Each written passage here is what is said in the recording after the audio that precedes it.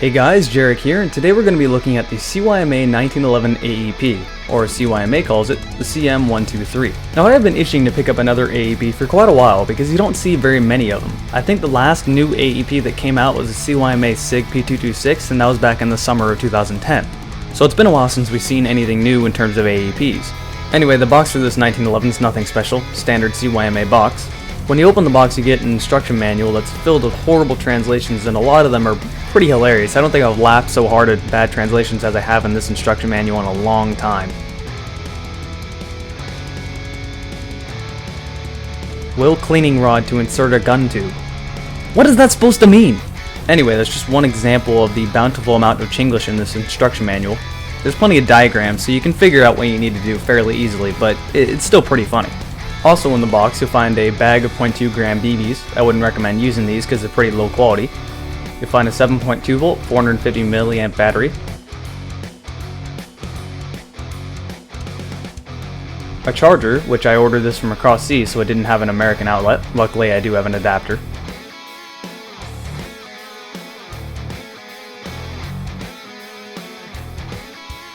A 100 round speed loader. The 1911, and an unjamming rod in the box. My first impression of this 1911 was that it's a very big gun. Now I kind of knew this coming into it because when you make a full-size gearbox and you have to shove it into a pistol, the pistol's going to be a little bit fatter. But what I wasn't expecting is that the gun was going to be bigger overall. The 1911 isn't just fatter, it's overall larger. It's almost 2-to-1 scale. And you can really see that when you're looking down the sights, especially on the front of the gun. They were even kind enough to kind of leave the original slide dimensions on the front of the gun so you can really see how much bigger it is. Now a lot of people are going to complain about this, but like I said, it's an AEP and it's something you're going to have to do. If you're going to complain about anything, complain about the choice of gun. The 1911 isn't exactly the first thing I would assume they would choose to make an AEP out of. And overall, unless you have really small hands, it's not that uncomfortable. The quality of the gun is right up there with CYMA's usual AEP quality. The lower receiver is of very durable ABS plastic and the slide is made of metal. And any other parts that need to be metal are made of metal, like the mag release and mag. You may have noticed the number on the side of the slide. I'm not sure if it's a unique serial number, but you should have one on your slide. Now since this is an AEP and runs off a battery, it shoots semi-automatic and full automatic. I've actually seen a lot of people complaining about this in the comments saying a full auto 1911 is stupid, but you have a full auto pistol with no recoil that uses a battery and is very consistent when it comes to shooting accurately. In all honesty, don't complain about that being full auto. That's awesome and that's going to save you in a lot of firefights. Anyway, how you turn this gun to semi and full auto is actually what would be the safety on a real 1911.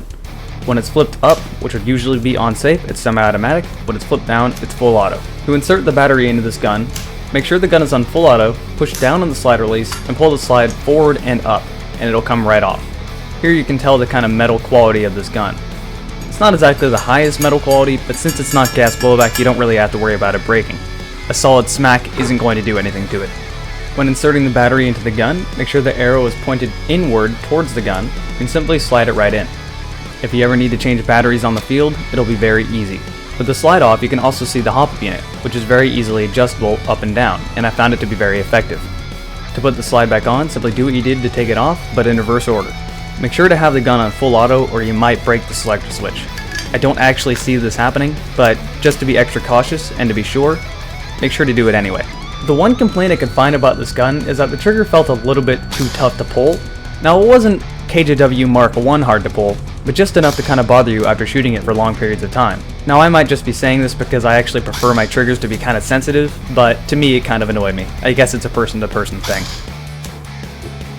Removing the battery is as easy as inserting it. Simply take the slide off and push on this little tab on the side of the gun, and that will eject the battery.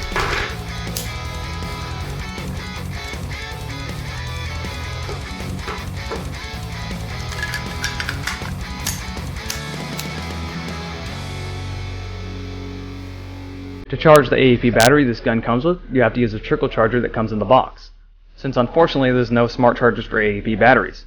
There are workarounds for this though, and I'll get into that in a moment. To charge it the regular way, simply plug it in, making sure the arrow is facing the adapter, and make sure to watch the battery closely since it is a trickle charger and the battery can overheat. Like I said earlier, I ordered this gun from across seas, so it came with a charger meant for an Asian outlet. So if you order from across seas, you're going to have to get an Asian to American outlet adapter. The smartest workaround I've seen to not use a trickle charger and to use your regular smart charger is to just cut the wire on the actual trickle charger and rewire it to Tamiya, so that you can use it in your standard smart charger. You can get a charge within 20 minutes and not have the battery overheat. If you don't have any soldering experience, you can even use the alligator clips that most smart chargers come with and just clip it right onto the bare wires. Now I wouldn't really recommend doing this because that's a little bit of a fire hazard, but if you absolutely need to, you can. Which, since this is a Chinese charger, you might have to, because this one actually didn't even work, and I had to do a workaround myself to charge the battery. Unlike other AEPs, there is no regular safety on this gun. There's no switch that'll lock the trigger or anything like that. It just uses the standard 1911 ducktail secondary safety.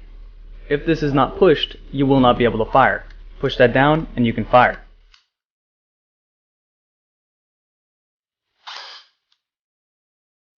As I said before, the gun is overall very nice looking, but I did notice one little blemish. There's a small imperfection on the trigger guard.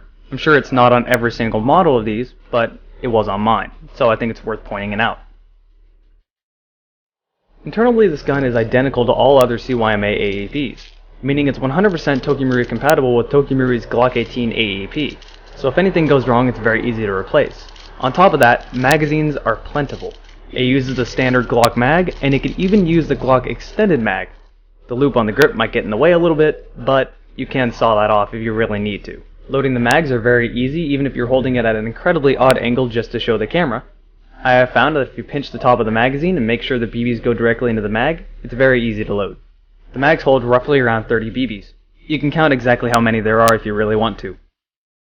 When using 0.2 gram BBs and the standard 7.2 volt 450 milliamp battery that this gun comes with, I found that this gun was shooting at the average for AEPs, meaning it was shooting around 200 feet per second and 750 rounds a minute. For full-size gearboxes they shrunk into a pistol, it's overall pretty impressive. A common misconception for AEPs is that they have very little range because they're only shooting 200 feet per second. I can tell you this right now, that's definitely not true. Even though they are only shooting 200 feet per second, I found them to be far more consistent and more accurate than most gas blowbacks. The hop-up unit is simply more effective than any gas blowback ever could be, and the design is a very brilliant design. On top of that, they're also going to work in the cold, whereas gas blowbacks don't. I personally myself use an AEP as a sidearm, and I prefer them. When testing the accuracy, I found this gun able to hit a headshot target at 150 feet away 8 times out of 10 on semi-automatic.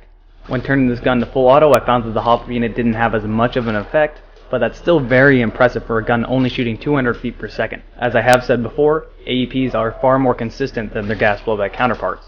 Final conclusion of this gun? Sure, it may not be as cool as a gas blowback, but it has performance on its back. It's definitely very accurate, and it's very consistent, and it's going to work in the cold, which is definitely more than your gas blowback counterpart can say. If you're looking for a good skirmishable sidearm that's not going to fail you and let you down, you have one more AEP to choose from. And I guess that's all I was asking for. This gun gets 2 thumbs up for me, and it is definitely affordable. This one in the video is being sold, but check the video information as I will say when it is sold out. That sums up my review. Hope you enjoyed it, and I'll see you guys next time.